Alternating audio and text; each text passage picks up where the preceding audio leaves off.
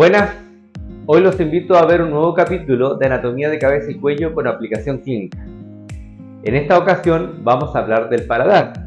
Es una zona muy relevante para la medicina, especialmente para el cirujano dentista, ya que forma el techo de la boca, es el piso de las fosas nasales, está formado por el maxilar, el palatino y la apófisis pterigoides.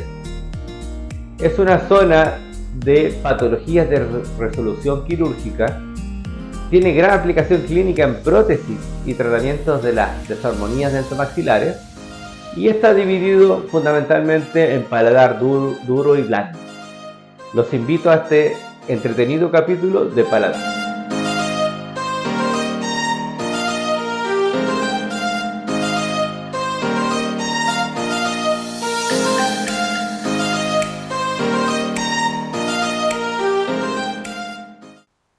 Siguiendo con este capítulo de paladar, vamos a mostrar algunas descripciones.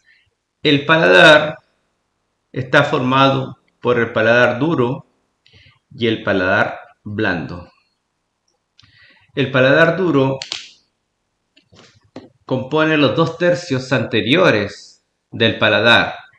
El paladar blando compone el tercio posterior. El paladar duro está formado por el hueso maxilar, específicamente las apófisis palatinas del hueso maxilar de ambos lados, el hueso palatino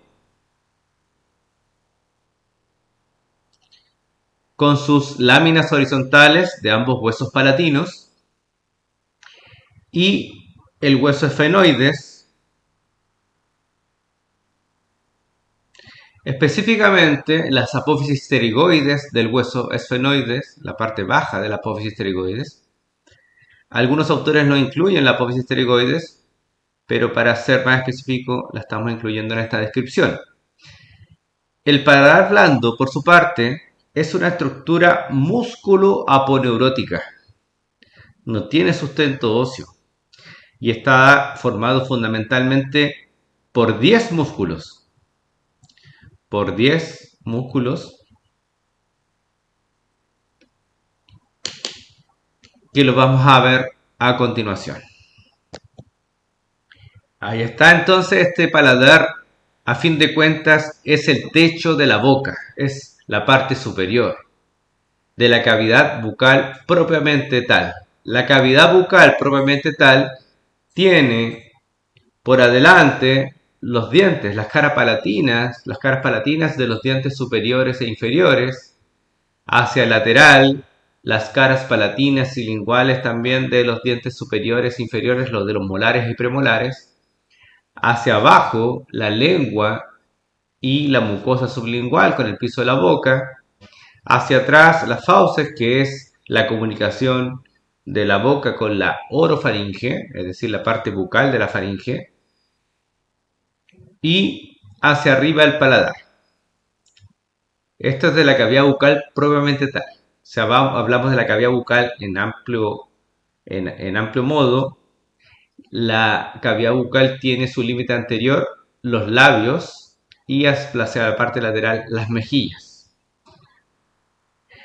Entonces, yendo al capítulo de hoy, que es el paladar, tal como les decía, el paladar duro forma los 2/3 de todo el paladar. ¿Ya? Dentro de este paladar encontramos una estructura importante que es el foramen incisivo, o también conocido como foramen nasopalatino, que representa justamente la salida de los nervios y vasos nasopalatinos o incisivos, que son ramos del nervio maxilar y de la arteria maxilar. Los forámenes palatinos mayores y menores ubicados en la zona posterior, que lo vamos a ver con detalle después en las imágenes. Tenemos el rafe palatino, que es la zona media del paladar. Las crestas transversales laterales. Y ahí están las rúguras palatinas. Las rúguras palatinas son específicas de cada individuo. Incluso se puede hacer un rugograma, que significa que es como una impresión, una identificación del paciente a través de estas rúguras palatinas. Las glándulas palatinas, hay glándulas salivales en esta zona, incluso también hay corpúsculos gustativos en la zona del paladar. Y la inervación e irrigación está dado fundamentalmente, tal como les dije recién, por el nervio nasopalatino en la zona anterior y por el nervio palatino mayor y menor en la zona posterior. Hay una anastomosis entre estos nervios y arterias también. Bueno, acá encontramos una imagen para describir la parte ósea y si se dan cuenta, encontramos el hueso maxilar con sus apófisis palatinas de ambos lados. Esta es una figura de Velayos. Hacia atrás encontramos el hueso palatino con las láminas horizontales, formando la espina nasal posterior, que también hay un punto craniométrico, SNP, Spine Nasal Posterior, ¿ok? Y hacia atrás encontramos la apófisis pterigoides, es la parte baja de la apófisis pterigoides. Y aquí encontramos los dos orificios o forámenes palatinos mayor y menor, y hacia anterior el orificio incisivo. ¿Ya? Esta zona es el paladar duro. El paladar blando recién comienza de aquí hacia atrás. Acá se produce una zona de línea vibrante, ya que es justamente la zona de reflexión donde cambia del paladar duro al paladar blando. Son importantes en la parte protésica, ¿ya? Que eso lo van a ver en la clínica. Se ve en la clínica.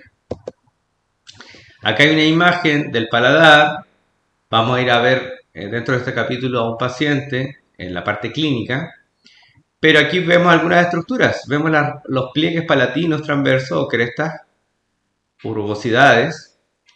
Y aquí está entonces las rúguras palatinas, que son específicas de cada persona. Ahí está la papila incisiva que representa la salida del nervio de los vasos incisivos. Esta encía palatina es muy adherida al periósteo, al hueso. Entonces genera bastante dolor la inyección de anestesia.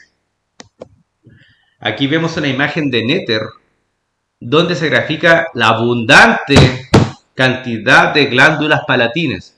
Recordemos, hagamos un paréntesis de las glándulas salivales. Tenemos glándulas salivales mayores y menores. Las mayores son la parótida, la submandibular y sublingual. La parótida pesa 27 gramos, la submandibular 9 y la sublingual 3. Y tenemos glándulas salivales menores como las glándulas labiales, bucales, palatinas, etc. Y estas glándulas salivales también están en el paladar en gran cantidad. De hecho, vamos a ver en la aplicación clínica, se generan a veces algunas tumoraciones de la parte glandular. Como les decía, bajo esta mucosa encontramos una submucosa muy delgada y todo el componente, el panel glandular. También hay corpúsculos gustativos en la zona del paladar y encontramos esto importante, que son los vasos y nervios que discurren de posterior a anterior, los palatinos mayores, que se anastomosan finalmente con los nervios incisivos o nasopalatinos. ¿Ok? Entonces esta anastomosis nos permite también, como vamos a ver en la aplicación clínica, nos permite un correcto manejo de esta zona. Es decir, si hay algún daño a nivel de esta zona anterior, es compensada con la zona posterior. Ahí se ve el hueso, finalmente el tejido óseo, y el recorrido es antero-posterior. Atrás vemos el paladar blando. El paladar blando, donde encontramos otras estructuras que la vamos a ver más adelante. En el paladar blando encontramos que es una estructura músculo-aponeurótica y conforma un tercio de todo el paladar. También tiene glándulas palatinas y el límite, tal como les decía recién, es la línea anterior, la línea vibrante.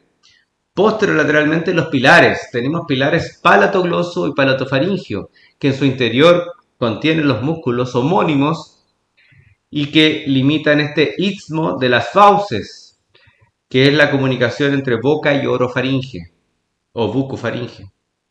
Posteriormente está la úvula, que es conocida como la campanilla, y ahí también hay un músculo dividido en dos, entonces el músculo de la úvula. Ahí están los 10 músculos que los vamos a mencionar. Aquí está un cuadro muy bueno este cuadro es de Netter, de cabeza y cuello, donde apreciamos los 5 músculos del paladar blando. El tensor del velo, del paladar,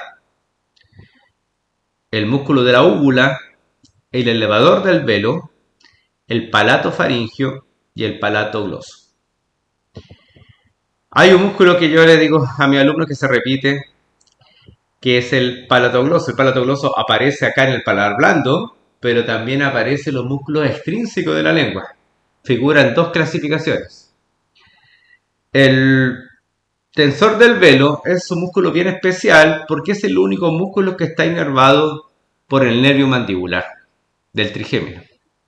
Entonces, ojo con ese músculo, que es el tensor del velo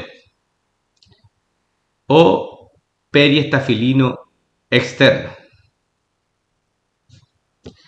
El tensor del velo se origina en la porción cartilaginosa de la trompa auditiva o tuba auditiva, antiguamente conocido como trompa de Eustaquio, y también en la fosa escafoidea, es decir, la parte alta de la fosa pterigoidea. Y va a llegar a donde? A la aponeurosis palatina. Ahí está la función. El músculo de la úvula, ¿ya? Son músculos entonces bilaterales y va de la espina nasal posterior a la aponeurosis. A veces puede ser bífido. El músculo elevador del velo va de la porción cartilaginosa de la tuba y porción petrosa del hueso temporal, ¿ya? Esos son sus orígenes, y su inserción también es en la aponeurosis y se insertan también en las fibras del lado opuesto.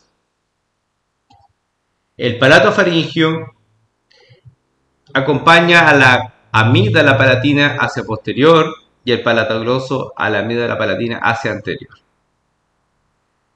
Entonces ahí están los 5 músculos que los vemos acá. Elevador del velo. El tensor del velo, nótese que hace una reflexión.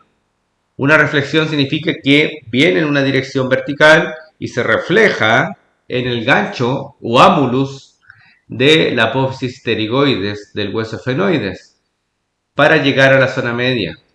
Ahí se ve la reflexión, esta imagen de Netter, y aquí está el músculo de la úvula, que podríamos decir que hay de derecho a izquierdo. El palato faringio, porque el palato gloso está más anterior, ya que esta es una vista posterior. Aparte de las fauces, que las fauces están aquí, tenemos arriba las coanas, que son las comunicaciones de las fosas nasales con la nasofaringe. Vamos a ir ahora al modelo para posteriormente ir a la clínica. Siguiendo con este modelo, que nos permite ver la estructura ósea y la relación con los dientes, este paladar está ubicado en una posición bien especial, muy alta, y asemeja a una bóveda.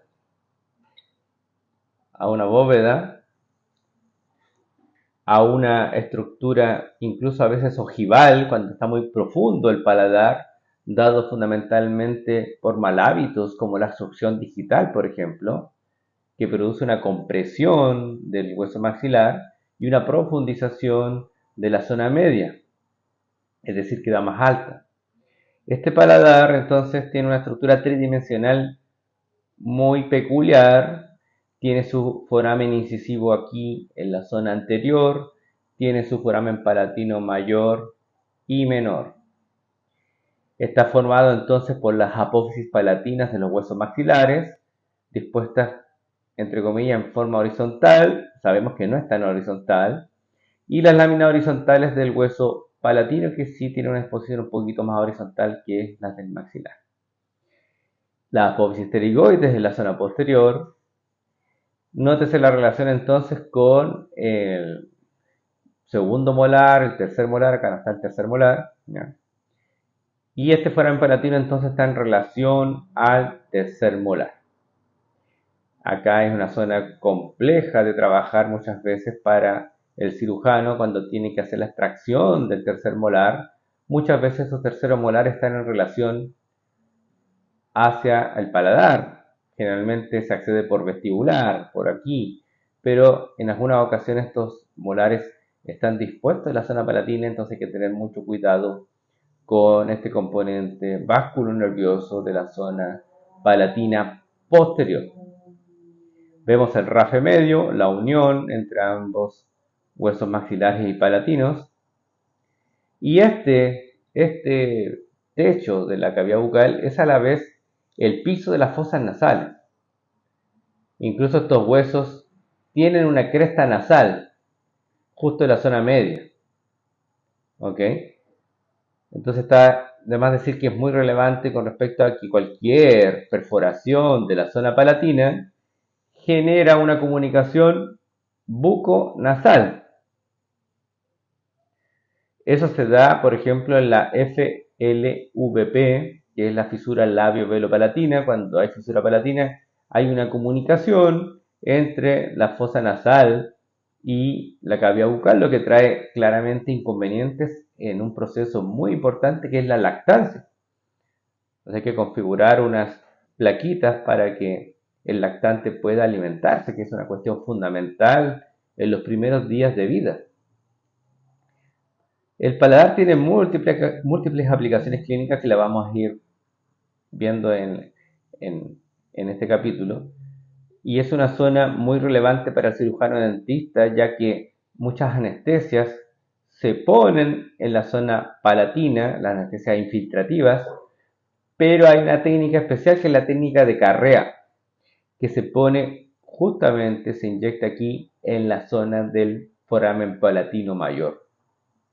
También hay técnicas al nervio nasopalatino, pero la técnica de Carrea, la particularidad que tiene es que busca llegar arriba a la fosa pterigopalatina para bloquear toda la hemimaxila, porque llega al nervio maxilar arriba en la zona de la fosa pterigopalatina. Recordemos que la fosa pterigopalatina, una de sus comunicaciones es a través del foramen palatino mayor con la cavidad bucal. ¿Ok? Este paladar también es zona de infecciones, abscesos que se pueden producir a nivel de la raíz palatina del molar, a la raíz, en el incisivo lateral, en el canino, pueden producirse abscesos palatinos. Generalmente son abscesos vestibulares, pero en algunas ocasiones pueden generarse abscesos palatinos en esta zona del hueso maxilar. Este hueso palatino es una tabla gruesa y que a veces dificulta el proceso de la exodoncia, de la extracción dentaria. Por lo tanto, el paladar es una zona muy importante y tenemos que estudiarla con mucho detalle y manejarla. ¿Ya? Es una zona también que cuesta hacer la compresión. Por ejemplo, cuando se hace una exodoncia de un primer molar, se pone una gasa y el paciente muerde y comprime fácilmente. Pero en la zona del paladar no. Cuesta comprimir algunas estructuras ¿ya? Postquirúrgicas. Entonces también es un detalle importante. Vamos a ir a la clínica a ver un paladar de un paciente en vivo. Bueno, ahora vamos aquí en el box clínico a examinar el paladar de un paciente. Para examinar el paladar, lo ideal es que el paciente esté totalmente horizontal y podamos observar al paciente en hiperextensión de cuello. Entonces al paciente le pedimos que extienda su cabecita, su cuello, y podemos ver la zona del paladar. Abra grande. Vamos a acercar el bracket. Abra grande. El paladar entonces es el techo de la cavidad bucal propiamente tal. Recordemos que la cavidad bucal se divide en dos. Cavidad bucal propiamente tal, que es la zona que estoy apuntando, y el vestíbulo. Cierre, cierre, junte sus dientes. Todo esto es el vestíbulo. Entonces la cavidad bucal se divide en dos, vestíbulo y cavidad bucal probablemente tal. Ahora, aquí. Dentro de esta cavidad bucal tenemos el techo de la cavidad bucal, que es el paladar. Es una zona muy amplia, extensa, con una fibromucosa adherida de tipo queratinizada. Está la mucosa, por debajo de la submucosa, adherida firmemente al periósteo. Levanta un poquito. Acá encontramos inmediatamente una estructura que es la papila palatina. Vamos a enfocarlo con la cámara.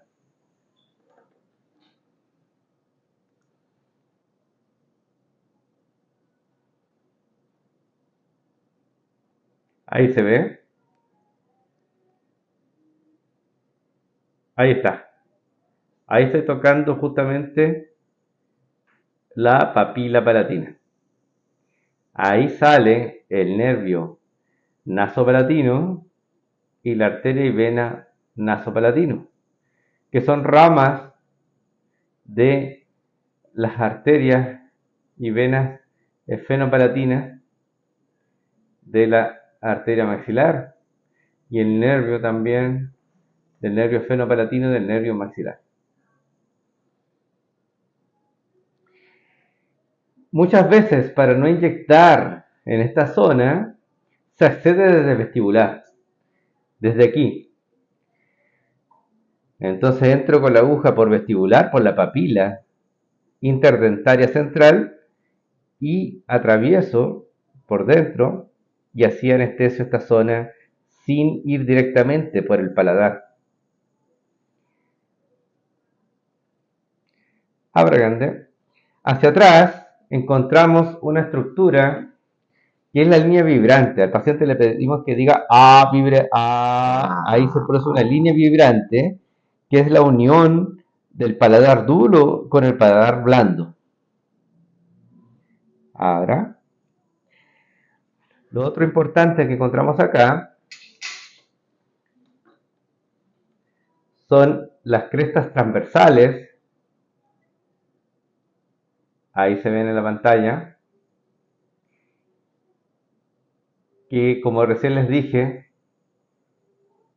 son específicas de cada individuo.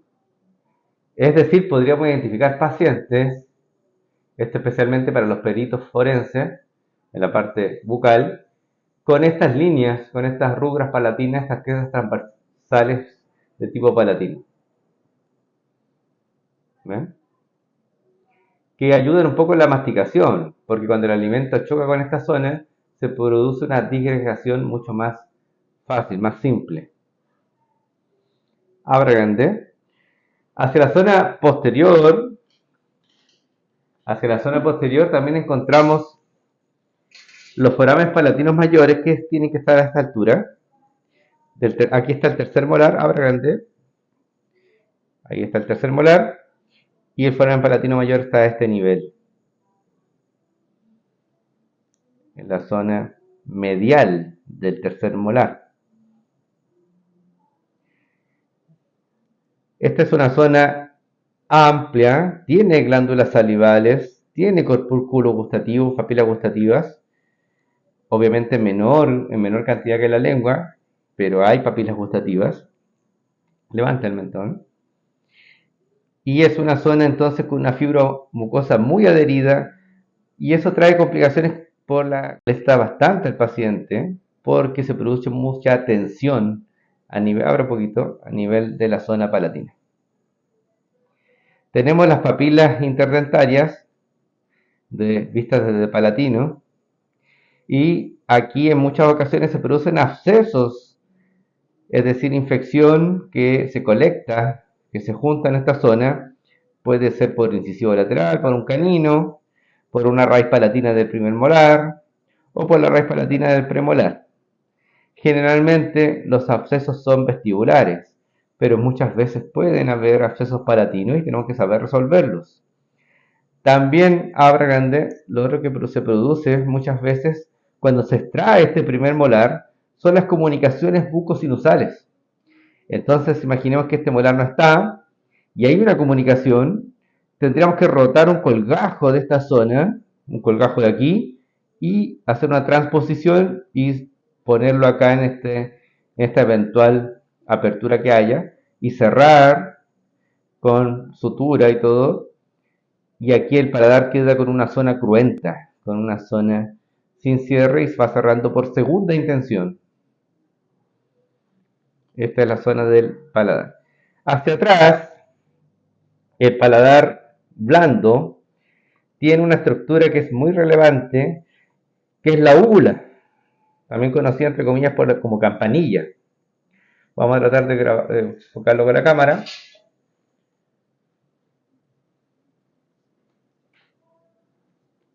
Abragante. Diga de nuevo.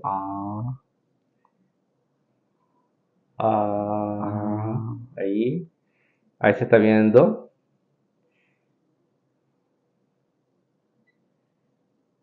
Se ve ahí la úvula y se ven las amígdalas palatinas con sus cavernas. En esas amígdalas palatinas muchas veces se forman tonsilolitos, que son estructuras derivadas de los alimentos que se empiezan a acumular en esa zona, en esas cavernas. Ahí está la úvula, el paladar blando, que es una estructura músculo-aponeurótica. Muchas veces esta úvula puede estar bífida. Y a fin de cuentas, este paladar blando forma parte del istmo de las fauces. Es decir, ahí está la comunicación con la orofaringe. Y está el pilar palatobloso, ahí en la zona anterior, y el pilar palatofaringio en la zona posterior de la amígdala. Esta zona también es una zona de reflejo nauseoso. Trague saliva. Abra. Bien grande abra. Entonces, si yo estimulo esta zona, a muchos pacientes les produce entonces una arcada, que es un reflejo que se produce por los nervios glosofaringios vagos en esa zona. Muy bien.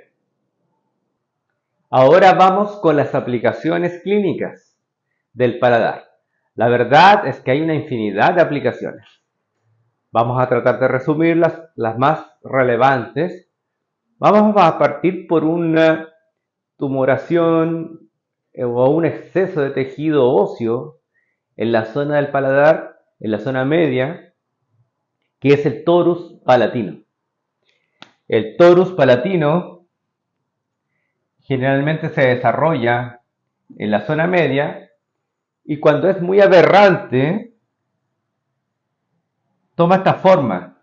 En algunos pacientes se parece a la mitad de un huevo, para ejemplificarlo más fácilmente, y puede ser incómodo para la fonación, para la masticación, para la posición de la lengua, por lo tanto tiene indicación quirúrgica en esos casos. Torus palatino. El paladar también es muy relevante para la prótesis, para la adherencia protésica. Es decir, el paladar nos presta la adhesión, la sujeción para la prótesis removible completa superior. Es por eso que el éxito de las prótesis maxilares superiores totales es muy alto comparado con las prótesis inferiores totales, debido al paladar, porque se basa la adhesión en una superficie, que en este caso es el acrílico de la prótesis, con el paladar, y con esa leve película de saliva se genera esta adhesión, esta succión, y que genera mucho éxito y hay muchos pacientes que andan con sus prótesis totales sin ningún inconveniente gracias al paladar. Otra aplicación clínica que tenemos es la desarmonía dentomaxilar. Es decir, este paladar, como recién les mencioné, se puede ver afectado por mal hábitos, tales como la succión digital, es decir, como decimos acá, chuparse el dedo, o también objetos como los chupetes, los tetes, depende de cómo lo digan en cada país. El asunto es que tanto estimular esta zona, que se produce una profundización patológica y queda un paladar demasiado ojival, con una compresión lateral del hueso maxilar y que genera no solamente la profundización del paladar, sino que una mala posición de los dientes. Y ahí trabaja el ortodoncista y muchas veces también el maxilofacial en resolver esta patología. Otra aplicación clínica del paladar es la presencia de tumoraciones tales como los adenomas, que son relativamente frecuentes en la zona, especialmente en la zona posterior del paladar, donde se producen tumoraciones generalmente benignas, que son adenomas, pero a veces estos adenomas pueden ser adenocarcinomas y ya estamos hablando de un cáncer. Entonces, ojo con las tumoraciones a nivel del paladar para derivarlas al maxilofacial y que las extirpe. Yendo ya a la parte final, tenemos también las fisuras labio-velopalatinas. Como la palabra lo dice, fisuras labio-velopalatinas puede involucrar el paladar. Lamentablemente, estas fisuras labio-velopalatinas son congénitas, se producen por una alteración en la 10ª semana de gestación, cuando se produce la fusión de los procesos maxilares, y aquí falta esa fusión y se genera una comunicación entre la fosa nasal y la cavidad bucal, que es complejo en el lactante, por lo tanto hay que poner una prótesis o generar ahí un obturador para que el lactante pueda comunicarse. Este es un ejemplo de fisura, en este caso palatina, y que genera el paso de la leche materna a la fosa nasal. Y lo último es que sabemos que el paladar blando participa con mucha eficiencia en el proceso de deglución, de fonación. Entonces hay mucho ahí que estudiar al respecto, pero este es un capítulo de anatomía y espero que le haya gustado mucho respecto al paladar ya duro y blando. Los invito a nuevos capítulos que vamos a ir desarrollando. Dejen sus comentarios, suscríbanse, sugieran algún tema y les vamos a responder a todos. Muchas gracias. Saludos.